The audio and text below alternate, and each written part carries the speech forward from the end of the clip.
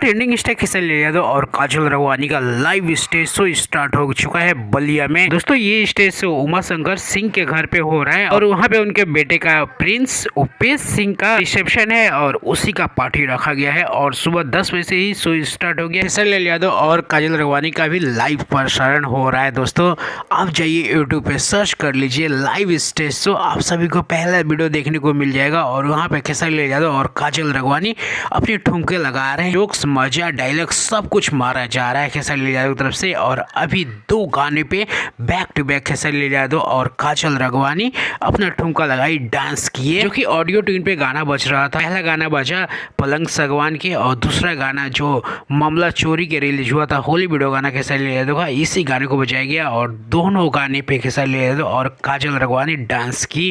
काफ़ी दोस्तों भीड़ लगी हुई है। लाइव स्टेज शो चल रहा है, जैसे कि लाइव क्रिकेट मैच देखा जाता है वैसे लाइव स्टेज शो चल रहा है खेसारी यादव। दोस्तों काफ़ी कमाल का लग रहा है, आप लोग जाइए जल्दी देखिए। काजल राघवानी और ट्रेंडिंग स्टार खेसारी यादव काफ़ी दिनों बाद आप सभी को देखने को मिल रहे हैं। दोस्तों वीडियो पसंद आए तो एक लाइक करिएगा, चैनल को सब्सक्राइब करिएगा और जाइए दोस्तों आप जल्दी देखिए।